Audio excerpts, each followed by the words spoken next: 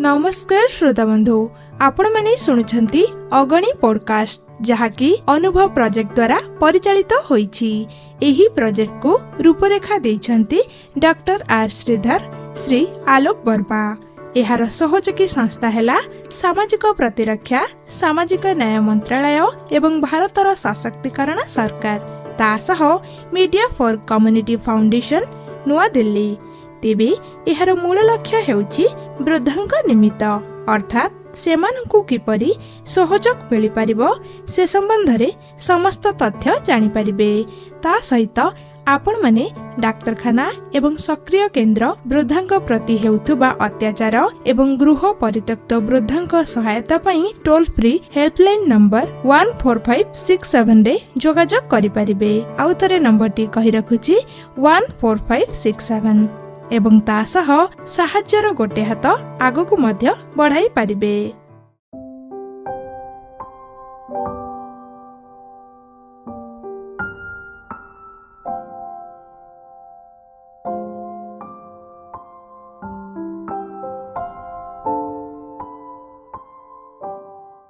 मोर नाम सुभाषण नायक। मु अल्ट्रा स्वेच्छासेवी अनुष्ठान द्वारा परिचालित जरा निवास केन्द्र हाट अवस्थार जड़े अंतवासी अटे। अनुष्ठान मुख्य श्री ब्रह्मचारी राय एवं तंकर कर्मकर्ता को मोर अंतर हार्दिक विनम्र प्रणाम। मो बापा नाम हूँ तारेश्वर नायक, ग्राम हूँ नीलकंठ प्रसाद। मोर जन्म 1958 मसीहा सेप्टेम्बर मास 4 तारिख, नयागढ़ जिला भापुर ब्लॉक गोलापोखरी ग्राम पंचायत नीलकंठ प्रसाद ग्राम मोर जन्म और घर बासस्थान। मो बापांकर मु एकमात्र पुत्र मु भारी अलिअली थी। मो बापा जड़े ये मध्यम धरणर चाषी एवं से स्वाधीनता संग्रामी अटंती। एकमात्र पुओ हिसाब से मते से जो भली स्नेह प्रदान करदे ता मु आज पर्यंत भूली पारु ना। यही स्नेहर अंतिम शेष समयटा मते आसी जराश्रम पहुँचाई पड़ा। कारण मोर 3टी पुओ जोड़े झी। मु घर कौन काम दाम कैनि कि ना, भारी गेला बसर बढ़ी एवं निजे भारी भारी निस्वार्थपर राजनीति भाव गाँव में दीर्घ 20 वर्ष काल शासन कर गाँव सभापति थी। इमिति परिस्थिति आसी पहुँचला मु आज जराश्रम बासिंदा हेली एवं मोर पुओ 3 पुओ गोटे पुओ भारी दुखदायक है। से पुओ जो मु आज मो स्त्री सह जराश्रम को पलि आसिली। कारण एमिति भाषा प्रयोग कला, एमिति कठोर कथा कहला, सेटा मु सही पाइलिनी। मु आसवा बेले से दिन होता है जून 1920 मसीहा जून 12 तारिख। आम स्वामी स्त्री उभय आसुलु दुखरे मत देखिकी जराश्रम कर्मकर्ता माने आश्वासना देकी नेले। कारण मु आत्महत्या बुझे आसुली किंतु मोर आयुष बलू से मत नहीं बुझाबुझा कर आश्रम रखिले। कहले मौसा माउसी तुमर किसी असुविधा हो ना, तुम भलरे रह, आम से कथा बुझा। एमती कालक्रमे से जून 12 तारिख ठारू मु जराश्रम अंतवासी रही एवं भलरे रही। भलरे रही भी मो मनरू आज्ञा दुख गुड़ाक गला ना। कारण मु जो पिला दिन गोटे पैसा गेल बसरे बढ़ी एवं मोर जो भली स्नेह श्रद्धा मो थिला सेगुड़ाक आज सब अंगारे परिणत हो गला। से गुड़ा भारी दुख लगुच। बेले बेले एठी मु भाविक मो मन को बुझे पारुनी। मत आश्रम कर्मकर्ता ने मत स्त्री की बहुत बुझाबुझा करके आजीवन रखिंट। कौन कह आज्ञा ये तो रहा द्वारा मोर जमी गला, बाड़ी गला, घर गला, द्वार गला, इज्जत गला, मान सम्मान गला। हिसाब से आज्ञा अच्छी जेहेतु कौन करी कौन ना मु भावी पार ना। मत राति निद होनी भोक होनी ये अवस्था मुझे अच्छी। तथापि कर्मकर्ता मैंने मो सहित लगिकी बहुत मन परिवर्तन कर सारे। ମନ ପରିବର୍ତ୍ତନ କଲେ ବି ମୋ ପିଲାଦିନର ଯେଉଁ ଅଲିଅଳ ଚାଲି ଚଳନ ଖାଇବା ପିଇବା ଆବାସ ଥିଲା ସେଟା ସବୁ ଇଏ ଧୂଳିସାତ ହେଇଗଲା।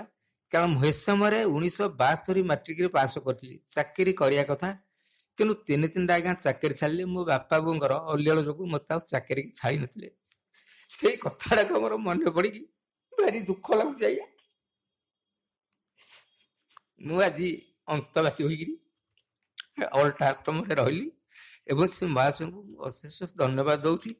ସେମାନେ ମୋ ଦ୍ୱାରା ବହୁତ ଚେଷ୍ଟା ମୋତେ କରୁଛନ୍ତି ମନ ପରିବର୍ତ୍ତନ କରିକି କିଭଳି ଭାବରେ ୟାଙ୍କୁ ଗାଁକୁ ଛାଡ଼ିବା କିମ୍ବା ଏଠି ରହିବେ ଲାଗିଛନ୍ତି। କିନ୍ତୁ ମୋର ଏକମାତ୍ର ଉଦ୍ଦେଶ୍ୟ, ମୋତେ ଯଦି ରଖିଲ ମୋ ଜମିବାଡ଼ି ଘର ଦ୍ୱାରା ସବୁ ନେଇଯା, ମୁଁ ଆଉ ଚାହୁଁନି ଗାଁକୁ ଯାବି। କାରଣ ମୁଁ ସ୍ୱାଭିମାନ ମୋର ଥିଲା, ସ୍ୱାଭିମାନ ଗଲା। ଯେହେତୁ ଆପଣମାନେ ମୋତେ ବଞ୍ଚେଇଲେ ଏବଂ ମୋ ସ୍ତ୍ରୀକି ବଞ୍ଚେଇଲେ, ଆମେ ଆଉ ଗାଁକୁ ଯାବି ଚାହୁଁନୁ। ଏଇ ଆପଣମାନେ ହିଁ ମୋର ବାପ, ଆପଣ ହିଁ ମୋର ପୁଅ। ଯାହା କରିବେ ଆପଣ, ମୋର 3-3ଟା ପୁଅ ଥିଲେ ବି ଦରକାର ନାହିଁ। କାରଣ ମୁଁ ତାଙ୍କଠୁ ମୁଖାଗ୍ନି ଟିକେ ପାଇବି ବି ଅଦାର ନୁହେଁ। କାରଣ ମୋ ମନରେ ଅଶାନ୍ତି ପୁରୀ ରହିଛି। କାରଣ ମୋର ବଡ଼ ପୁଅ ଯାହା ପୂର୍ବରୁ ମୋର ଗୋଟେ ଝିଅ ବାହାରକୁ ଭିନ୍ନ ହେଇଗଲା ଏବଂ ନଣ୍ଡା ହେଇକି ସୁଧର କରିଥିଲା। ଶେଷକୁ ମଝିଆ ପୁଅ ଗାଳି ମୁଣ୍ଡ କଲା, ପଇସା ପତ୍ର ସବୁ ନେଇଗଲା। ଚାକିରି କରିଥିଲା, +2 ପାଠ ପଢିଛି ଆଜ୍ଞା, ଚାକିରି କରିଥିଲା। ତାର ଏଇଭଳି ଅସୁର ପ୍ରକୃତି ଯୋଗୁଁ ମୁଁ ଏଠିକି ଆସିଲି। କାରଣ ସେ ପଇସା ତକ ମାଗିଲା, ଯୋଉ ପଇସା ନେଇଛୁ ଦେଇଦେ, ଟଙ୍କା ପଇସା ଦେଇଦେ, 3-4 ଲକ୍ଷ ଟଙ୍କା ନେଇଛୁ, ଦେବା ପାଇଁ ରାଜି ହେଲା ନାହିଁ। କହିଲା ଶଳା ବେକ୍ୟା ମାରିକି ଘରୁ ବାହାର କରିଛି, ତୁ ଯା। ସ୍ୱାମୀ ଟାକୁ ଏ କଥା ସହି ନପାରି ପଳେଇ ଆସିଲୁ। ସାନ ପୁଅଟି ତ ଛୋଟ, ସିଏ ବା କଣ କରୁ, ତା ପେଟ ପାଟଣା ସେ ଯାଇଛି ବାହାରକୁ। ବଡ ବି ତା ସହିତ ମିଶିଗଲା। ଯୋଉ ପୁଅ କହିଲା ବେକ୍ୟା ତକିଆ ମାରି ବାହାର କରିଦେବି, ସେ ପୁଅର ଆଜ୍ଞା ଛୁଆ ପିଲା ନାହିଁ, କିଛି ନାହିଁ। କିନ୍ତୁ ଏଇ ହିସାବରେ ସେ କହିଲା, ତେଣୁ ସେ ଦୁଇ ମେଳ ହେଇକିରି ମତେ ବାହାର କରିଲେ, କହିଲେ ଭଲ ହେଲା, ସେ ପଳେଇଲା ଆଉ। ଏବଂ ବହୁତ ଲୋକ ମଧ୍ୟ, ମୁଁ ତ ଜଣାଶୁଣା ଥିଲି ପଞ୍ଚାୟତରେ ବା ବ୍ଲକରେ, ବହୁତ ଲୋକ ପଚାରିଲେ, କହିଲେ ହଁ ଯାଇଛି, ଭଲ ହେଇଛି, ଆମେ ଆଉ କଣ କହିବୁ କରିବୁ। ତାଙ୍କୁ ବହୁତ କଥା କହିଲେ, ସେ ଶୁଣୁନାହାନ୍ତି। ପୂର୍ଣ୍ଣମ ଏଠି ଅଛି ଆଉ। ତେଣୁ ଆଶ୍ରମର କର୍ମକର୍ତ୍ତା ମାନଙ୍କର ଯେଉଁ ସ୍ନେହ ଶ୍ରଦ୍ଧା ସହାନୁଭୂତି, ସେଇଟା ମୁଁ ଭୁଲି ପାରୁନି। ତାଙ୍କର ପ୍ରେରଣାରେ ମୁଁ ଆଜି ଏଠି, ଆମେ ସ୍ୱାମୀ ସ୍ତ୍ରୀ ଯାକ ଅଛୁ। କେତେ ଦିନ ରହିବୁ, କଣ କରିବୁ, ସେ କଥା ମଧ୍ୟ ମୁଁ କହିପାରୁନାହିଁ କି ଏଠି ଜୀବନଟା ଯାଉଛି। ଆଉ ତାପରେ ମୁଁ ଗୋଟେ କେସ୍ କଲି ସିନିୟର ଡାକ୍ତରରେ, ତା ବି ଆଜି ପର୍ଯ୍ୟନ୍ତ ବିଚାର ହଉନି। ଥାନାକୁ ଯାଇଥିଲି, ଥାନା ଅଫିସର କହିଲା ଟଙ୍କା 20,000 ଦିଏ। କହିଲା ଆଜ୍ଞା ଟଙ୍କା କୋଉଠୁ ଆଣି, ମୋ ପାଖରେ ଟଙ୍କା ନାହିଁ। ତେଣୁ ଏଇ ହିସାବରେ ମଧ୍ୟ ଥାନା ଆମ କଥା ବୁଝିଲାନି, ପିଲା ତାଙ୍କ ବୁଲା ନଥିଲା, ଏମିତି ହେଇକି ଅଛି ଆଉ।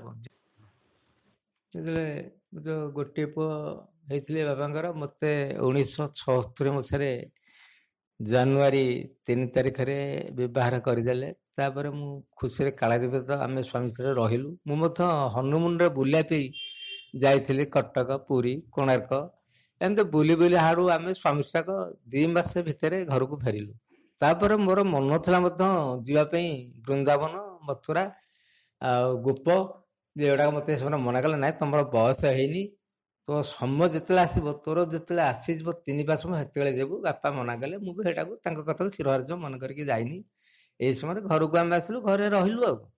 ଏଇଭଳି ଘଟଣା ବି ହେଇଛି। ଜଗନ୍ନାଥ ଧାମ ବୁଲିଛି, କୋଣାର୍କ ଧାମ ବୁଲିଛି, କଟକ ଚଣ୍ଡୀ ବୁଲିଛି, ଏପଟେ ନାରାୟଣୀ ଯାଇଥିଲି, ଏପଟେ ସାରଳା ଯାଇଥିଲି, ଆଉ ମଧ୍ୟ ଯାଇଥିଲି ସେଇ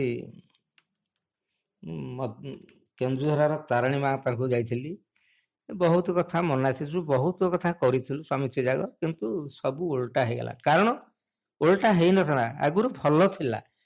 ଯେତେବେଳେ ଘରକୁ ଆସିକି 8 ବର୍ଷ ଜରାଶ୍ରମରେ ରହିଲି, ମୁଁ ସେଟାକୁ ଭାବିଲି ଯେ ମା ପ୍ରଭୁ ମୋତେ ଏଇଟା ଓଲଟା କରିକି ଛାଡ଼ିଦେଲେ। ତା ପୂର୍ବରୁ ବାପା 2001ରେ ମରିଗଲେ, ମା ମଧ୍ୟ 2012ରେ ମରିଗଲେ। ତାପରେ ମୁଁ ତ ଏକମାତ୍ର ଘରର, ମୋ 5ଟା ପିଲା, ସ୍ୱାମୀ ସ୍ତ୍ରୀ, ଆମେ ଏକାନବର୍ତ୍ତୀ ପରିବାର ଥିଲୁ। ତାଙ୍କୁ ବିବାହ କରିଦେଲି। ବିବାହ କଲା ପରେ ତାଙ୍କର ଯୋଉ ପ୍ରକୃତି ପ୍ରାଦୁର୍ଭାବ ଉପରେ ହେଲା, ମୁଁ ଏଟାକୁ ବାଧ୍ୟ ହେଇକି ଆସିଲି ଆଉ।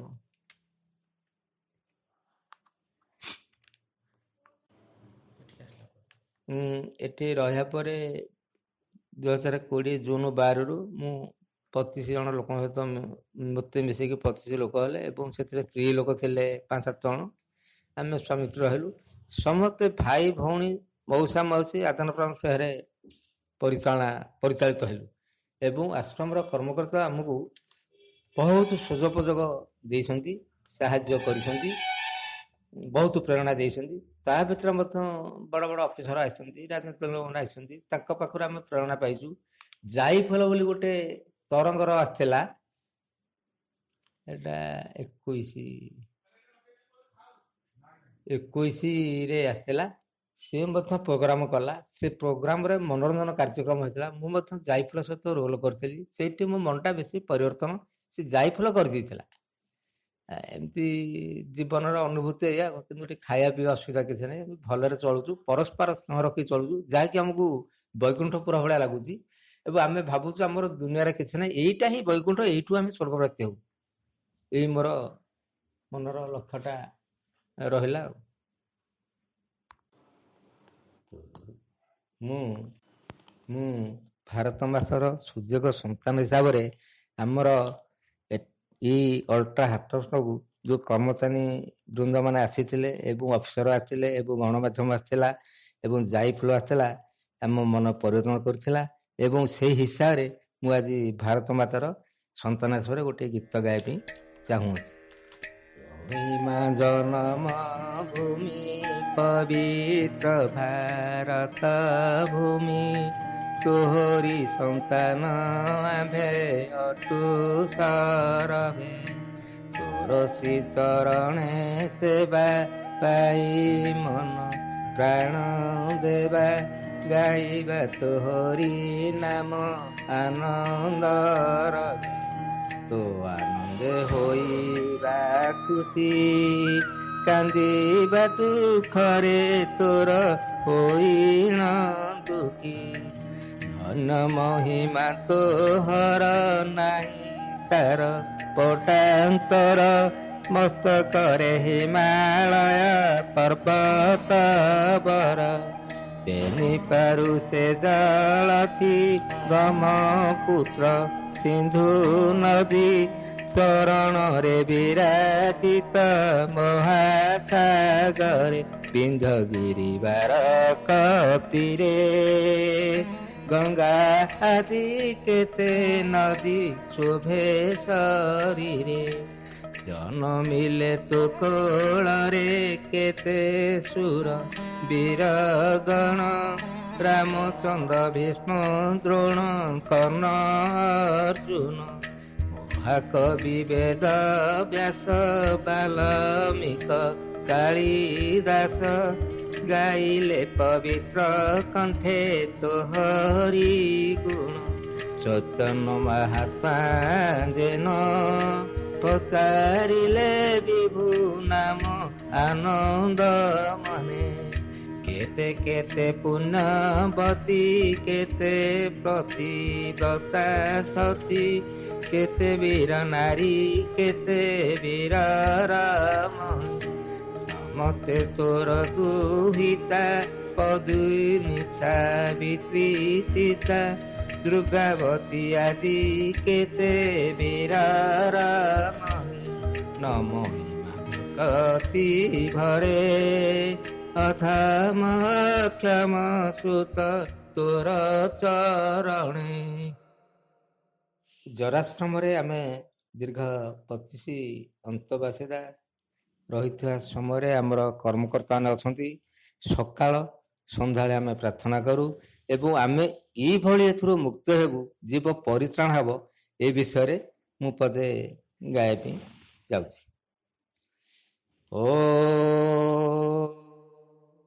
ଶ୍ରୀ ଗୁରୁଦେବ ତା ଚରଣେ ଶରଣ, ଗୁରୁ ସ୍ୱୟଂ ଭଗବାନ, ଗୁରୁ ପିତା ମାତା ଗୁରୁ ଜ୍ଞାନ ଦାତା, ଗୁରୁ ପିଣ୍ଡର କାରଣ, ଗୁରୁ ପାଦ ତଳେ ଛରେ ମକରନ୍ଦ, ପବିତ୍ର ହୁଏ ପରାଣ, ଅଶେଷ ଜନ୍ମର ପାପ କ୍ଷୟ ହୁଏ, ଯାତନା ନଦିଏ ଯମ, କି ଦେଇ ପୂଜିବି ଗୁରୁ ହେ ତୁମ୍ଭଙ୍କୁ, ସମର୍ପିଲି ମନ ପ୍ରାଣ, ଆତ୍ମପୁଷ୍ପ ମୋର ତେଲେ ଉପହାର, କର ପ୍ରଭୁ ପରିତ୍ରାଣ, ପ୍ରେମ ଅଶ୍ରୁ ନେର ନେତୃ ବହୁ ମୋର, ଦିଅ ମୋତେ ନାମ ବ୍ରହ୍ମ।